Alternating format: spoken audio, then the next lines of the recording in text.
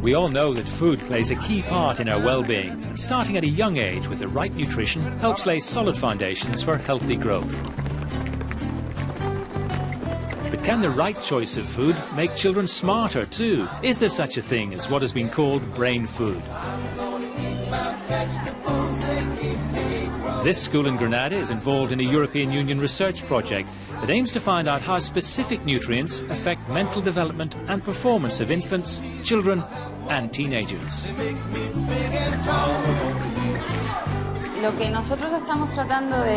We're trying to investigate and demonstrate in this project that nutrition plays an important role during pregnancy and in the child's early life. In the neurodevelopment of children, their psychomotor system, language, memory, attention, and so on.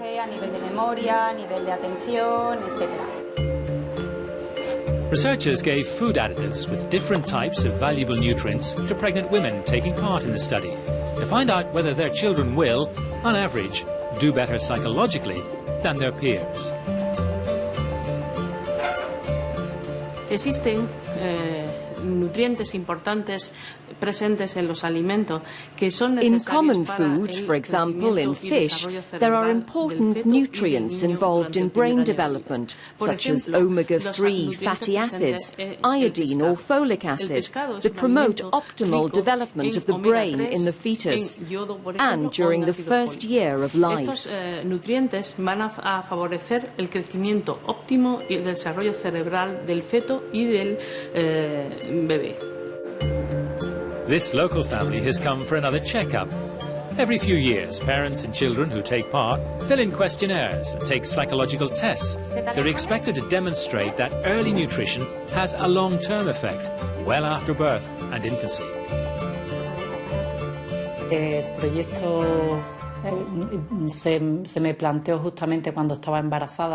When I was 3 months pregnant, my doctor suggested I took part in this project. I was given packages of food supplements, which I had to take daily. They were delicious.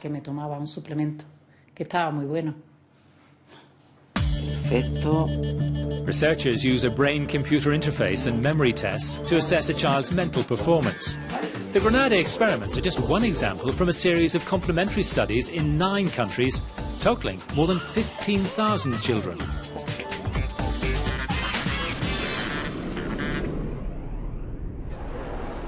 The largest research project, which is providing data to the Joint Knowledge Base, is taking place in Rotterdam. Researchers regularly conduct thorough medical examinations of mothers and children, taking their food habits into account.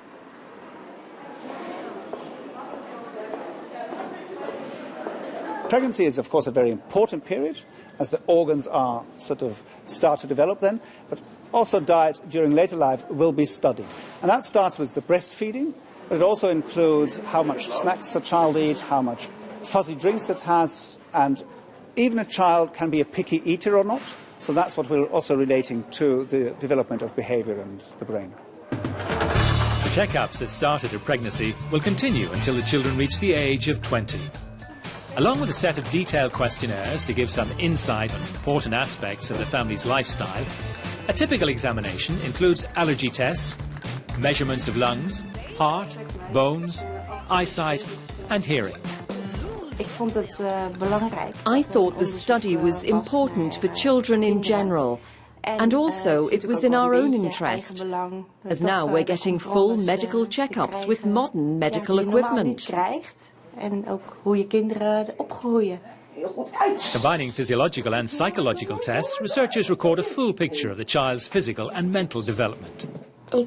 I like most of it, but sometimes it's a little bit scary. I like the lungs test the most.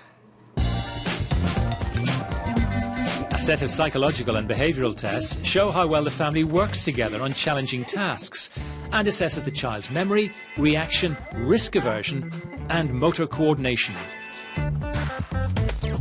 We give them a frustrating task, for example, a task where they are isolated, and then we see how they react. We actually even film it and later rate it. Using magnetic resonance imaging, scientists study the physiological development of the brain. It's been shown that the brain continues to develop well into adulthood, and a diet rich in folic and fatty acids can be one of many important factors of healthy mental development and behaviour. Cognitive function is certainly not only related to diet. There's many things involved in cognitive development, including the intelligence of the parents, the environment that the child is involved in, enriched environments versus some environments in which there's very little stimuli. All those play a role in brain development and cognitive function, and so you can't separate one from the other. So the best thing is to give the child all options so that they have a good environment, good nutrition, and good parents. A detailed analysis of the collected data should result in concrete dietary recommendations that would favour children's mental development, helping them to grow intellectually. Scientists are expecting significant positive effects for a future European society.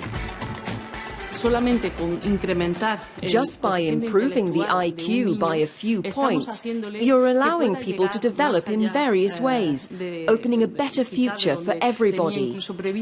If we try to develop children in an optimal way, the population will progress. The economic and social benefit for Europe will be very big.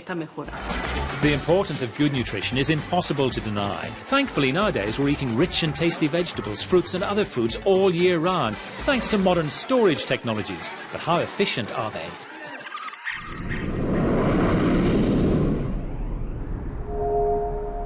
Food-related studies make a significant part of a wide-scale European bioeconomy research effort that also comprises of agriculture and forestry, marine and maritime research, as well as bio-based industry projects. In this research orchard near Leuven, biologists grow many varieties of apples. Each kind needs its particular storage conditions to keep it fresh and tasty for months. Freshly picked apples can go immediately to the consumer within a few weeks. They will be very nice to eat. But if you want to provide them the year round, we will need a certain cold chain with the right temperature and even gas composition conditions. Fruits and vegetables, seafood and other products remain safe and tasty, as long as they haven't accidentally warmed up at some stage between the factory and your kitchen. But maintaining a cold chain costs.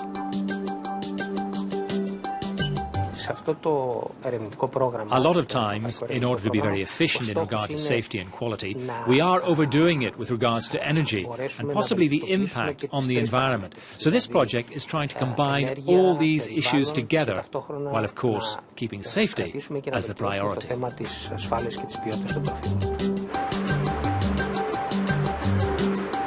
Researchers work with the industry collecting data to build an accurate model of energy expenditure at every stage of the cold chain. Tenemos que saber que el frío I have to say that about 30% of the worldwide food production is lost because of the bad management of the temperature process. 60% of what we eat every day needs refrigeration. About 8% of worldwide energy consumption is taken up just by food refrigeration. With the impact on environmental issues, we have 2.5% of global CO2 emissions coming from refrigeration. So we can imagine the big impact of the food refrigeration technologies on our lives.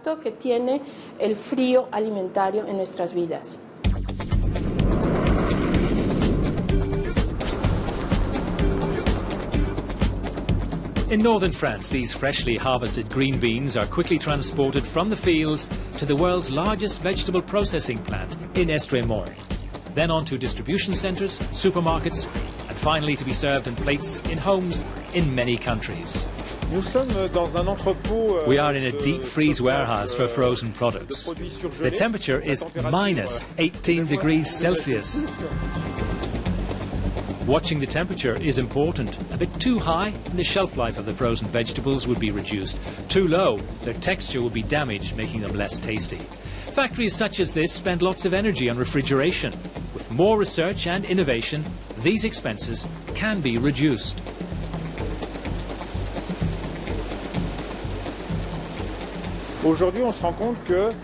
We've realised that 30 to 40% of energy isn't actually working for the vegetables, but it goes into the environment, into the atmosphere. So it's a huge loss. The first part of this project is gathering information at ground level. What happens to the vegetables in the cold chain? And it is from this practical, real information that we can feed the project, reflect on the scientific research. Que le projet a alimenté une réflexion d'ordre scientifique, d'ordre recherche. Web-based models developed within the research project should allow food manufacturers, transporters and retailers to analyse their segments of the cold chain, which might help to optimise the energy costs while preserving safety and quality of the products.